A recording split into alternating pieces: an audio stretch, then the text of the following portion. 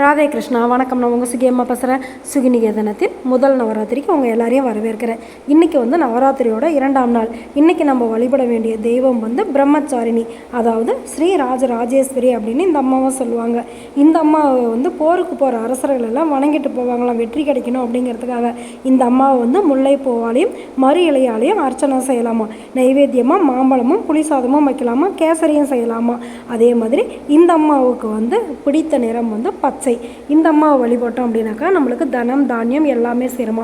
நம்ம சுகிநிகேதனத்தோட நவராத்திரி கான்செப்ட் என்ன, ஸ்ரீ தேவி பாகவதம். அதாவது முதல் 3 நாட்கள் துர்க்கைக்கும், அடுத்த 3 நாட்கள் லட்சுமிக்கும், அடுத்த 3 நாட்கள் சரஸ்வதிக்கும் ஒதுக்கப்பட்டிருக்கு. இதில் முதல் 3 நாட்கள் நம்ம என்ன பார்க்க போகிறோம் அப்படின்னாக்கா சக்தியோட பெருமை எல்லாம் பார்த்துட போகிறோம். இன்றைக்கி என்ன பார்க்க போகிறோம் அப்படின்னாக்கா மகிஷாசுரனை அம்மன் எப்படி வதம் பண்ணினாங்க அப்படின்னு தெரிஞ்சுக்க போகிறோம். இந்த தேவி பாகவதத்தை முதல்ல யாருக்கு சொல்லியிருக்காங்க, வியாச முனிவர் ஜனமேஜயனுக்கு சொல்லியிருக்காங்க. சரி, எப்படி சொன்னார் அப்படின்னு சொல்லி பார்க்கலாமா. மகிஷன் தன்னுடைய வலிமையினால் பூமியவே ஆட்சி செஞ்சுட்டு வந்தானா. அந்த சமயம் பார்த்து தேவர்களுக்கும் அசுரர்களுக்கும் சண்டை நடந்ததான். அந்த பயங்கரமான யுத்தத்தில் மகிஷன் மேர்மலைக்கு போய் பிரம்மாவை நோக்கி 10,000 ஆண்டுகள் தவம் இருந்தானா.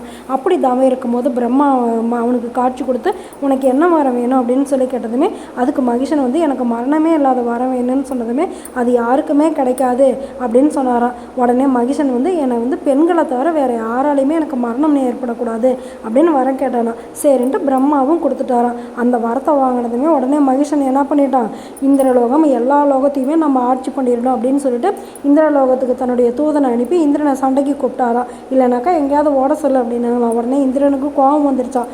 நானும் அவனுக்கு பயந்துக்க மாட்டேன் அப்படின்னு சொல்லி சண்டைக்கு போனானான். மகிஷனோட எல்லா சேனாதிபதிகளையுமே அவன் அடித்து துரத்திட்டானா.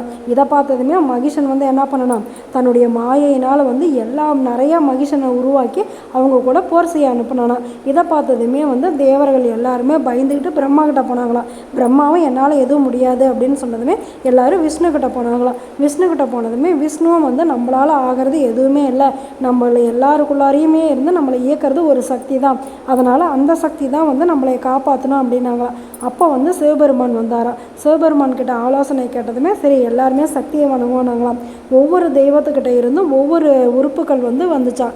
அந்த தேஜோ ராசிகளில் உருவானதான் நம்மளுடைய பராசக்தியாம். அதாவது பராசக்தியில் இருந்து தான் இவங்க எல்லாருக்குமே இவ்வளோ சக்தியும் கிடச்சிருக்கு. சரி, இப்போ பராசக்தி கவலைப்படாதீங்க, நான் உங்களை காப்பாற்றுறேன் அப்படின்னு சொல்லிட்டு சிரித்தாங்களாம். அந்த சிரிப்பு ஒளி இடி மாதிரி கேட்டுச்சான். உடனே மகிஷன் யார் இப்படி சிரிக்கிறாங்கன்னு போய் பார்த்துட்டு வாங்க அப்படின்னதுமே உடனே அந்த அசுரர்கள்லாம் அம்மனை பார்த்ததுமே அவங்களுக்குலாம் ரொம்ப ஆச்சரியமாகி போயிடுச்சான். அவங்களுடைய அழகையும் பார்த்து இன்னும் ரொம்ப மயங்கி போயிட்டாங்களாம். உடனே மகிஷன் கிட்ட நாம் கேட்ட சத்தம் ஒரு பெண்ணோட சிரிப்பொலி தான், அவளுடைய அழகை பார்த்தாவே நீங்கள் மயங்கிடுவீங்க, அவள் அப்படியேப்பட்ட பேரழகியாக இருக்கா, அவள் தான் நம்ம கூட சண்டைக்கு வர போகிறாளாம் அப்படின்னு சொன்னதுமே உடனே மகிஷனும் தன்னுடைய அமைச்சர்கள் எல்லாம் அனுப்பி விடுறாங்க. ஒவ்வொருத்தரும் போய் தேவி கூட போரிடும் போது தேவியோட அழகை பார்த்துட்டு மகிஷனை பற்றியும் தேவிக்கிட்ட எடுத்து சொல்கிறாங்க. எங்கள் தலைவன் அப்படி இப்படி, அதனால் நீ அவனை கல்யாணம் பண்ணிக்கோ அப்படின்னதுமே, என்னை எதிர்த்து போரிட்டு என்னை யார் வெற்றி கொள்கிறாங்களோ அவங்கள தான் நான் கல்யாணம் பண்ணிக்குவேன் அப்படின்னு சொல்லி தேவி சொல்லிட்டாங்களாம். எல்லாருமே இதை மகிஷன் கிட்ட சொல்ல மகிஷாசுரனுக்கு தேவி மேலே இன்னும் அன்பு அதிகமாயிருச்சான்.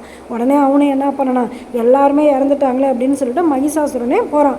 யுத்தத்துக்கு போனதுமே தேவியை பார்த்ததும் அவனுக்கு யுத்தம் செய்யவே தோணவே இல்லையா.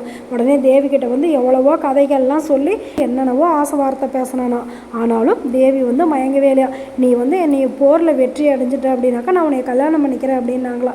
உடனே தேவி கூட முதல் யுத்தம் நடந்ததான். முதல் யுத்தத்தில் தேவி மகிஷனோட எல்லா சேனாதிபதிகளும் இறந்துட்டாங்களாம். அதுக்கப்புறமேட்டு 2வது யுத்தம் நடந்ததான். அதுக்கப்புறமேட்டு 3வது யுத்தம் நடந்ததான். எல்லாருமே இறந்துட்டாங்களே அப்படின்னு சொல்லிட்டு மகிஷனை நேரடியாக தேவிக்கிட்ட யுத்தத்துக்கு போனானா. எவ்வளவோ எடுத்து சொன்னானா மகிஷன். உடனே தேவி சொன்னாங்களாம், என்னை என்ன சாமானிய பெண் அப்படின்னு நினச்சியா, என்னோட யுத்தம் செய்யுதுன்னா செய்ய, இல்லைனா பாதாள லோகத்துக்கு போயிடு, தேவர்களின் வேண்டுகோளுக்கு இணங்கி தான் நான் இப்போ இங்கே வந்திருக்கேன், அதுவும் இந்த பெண் உருவம் எடுத்து வந்திருக்கேன், எனக்கு உருவமும் இல்லை பிறப்பும் இல்லை அப்படின்னு சொல்லி சொன்னாங்களாம். உடனே மகிஷாசுரன் யுத்த வெறியோட தன்னுடைய வில்லை வளைச்சி பானங்களெல்லாம் தேவி மேலே சரமறையாக வீசினாங்களாம். உடனே தேவி அது எல்லாத்தையுமே தடுத்து தள்ளிட்டாங்களாம். ரொம்ப பெரிய போர் நடந்துச்சு. 2 பேரும் மாறி மாறி சண்டை போட்டுட்டு இருக்கும்போது மகிஷனும் பல மாய உருவங்கள்லாம் எடுத்து தேவியை தாக்குனானு. உடனே தேவியும் ஆயிரக்கணக்கான ஒளிக்கதிரிகளை வீசும் சக்கராயுதத்தை எடுத்து வீசி அவனுடைய தலையவே அறுத்துட்டாங்களாம். தேவர்கள் வந்து வெற்றி முழக்கம் செஞ்சாங்களாம். அசுரர்கள் வந்து பாதாள லோகத்துக்கு பயந்து ஓடி போயிட்டாங்களாம். மகிஷாசுர மர்தினியான சண்டிகா தேவியும் போய் மறைஞ்சிட்டாளாம். தேவர்கள் வந்து மகிஷாசுர மர்தினி தேவியை தோத்திரம் செஞ்சு வணங்கினாங்களாம். நாளைக்கு நாம் வணங்க வேண்டிய தெய்வம் சந்திரகாந்தா. நிறம் வந்து சாம்பல். நெய்வேத்தியம் வந்து சர்க்கரை பொங்கல், பலாப்பழம் வச்சு சாமி கும்பிடலாமா. சரி, நம்மளால் முடிஞ்ச அளவுக்கு தேவியை எந்த விதத்தில் சந்தோஷப்படுத்த முடியுமோ அந்த விதத்தில் சந்தோஷப்படுத்தலாம். நாளைக்கு பார்க்கலாமா? Okay, bye. ராதே கிருஷ்ணா.